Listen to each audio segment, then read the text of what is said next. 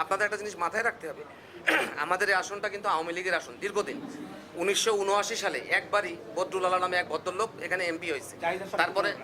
তারপরে আপনার এটা জামাত পাস করছে 2বার, আর এটা বরাবরই আওয়ামী লীগের আসন। তো আমাদের এখানে আপনারা হয়তো খেয়াল করবেন, বিভিন্ন গোয়েন্দা সংস্থার যে রিপোর্ট, ঝিগরগাছা এবং চৌগাছা মিলে বিএনপির ভোট 1,20,000 থেকে 22-এর মধ্যে। আমরা কিন্তু এখানে 1,46,000 ভোট পাইছি। অর্থাৎ আমরা কিন্তু আরও 30 থেকে 35,000 ভোট সাধারণ মানুষ বা আওয়ামী লীগের ভোট হোক সেটা হিন্দু সম্প্রদায় পাইছি।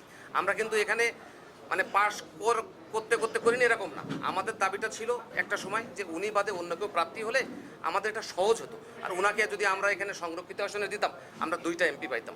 তো যে কোনো কারণে এখানে হয়নি, কিন্তু যে দোষটা আমাদের ঘাটে দেওয়া হচ্ছে, আমাদের কথা হচ্ছে যে সবাই আমাদের দলের প্রত্যেকটা নেতাকর্মী এত বেশি ঐক্যবদ্ধ ছিল যেটা আমি আপনাদের বলেও বোঝাতে পারবো না। সবাই সকাল থেকে রাত 2টা-3টা পর্যন্ত কাজ করছে।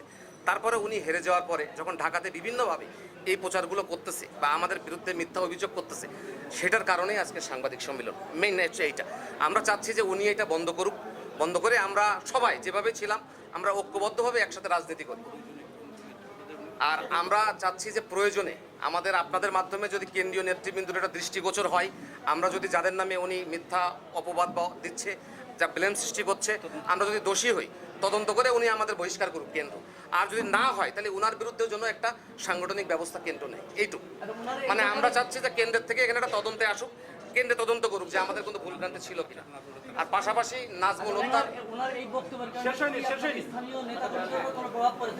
ওনার এই বক্তব্যের কারণে আমাদের ঝিগরগাছা এবং চৌগাছা 22টা ইউনিয়ন এবং পৌরসভার 9টি 18টা ওয়ার্ডে প্রভাব বিস্তার করছে।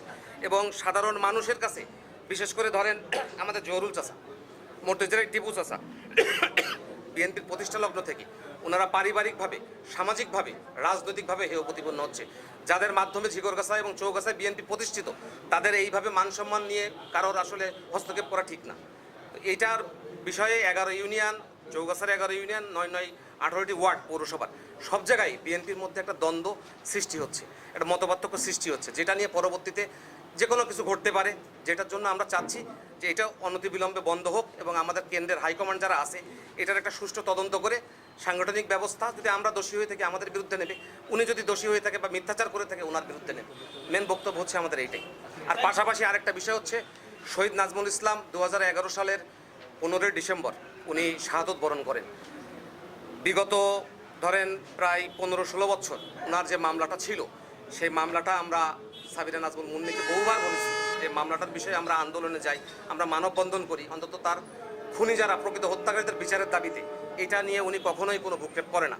তো আমরা চাচ্ছি যে ঈদের পরের থেকে শহীদ নাজমুল ইসলামের হত্যার বিচারের দাবিতে আমরা শান্তিপূর্ণভাবে ছোটোখাটো কিছু কর্মসূচি আগামী দিন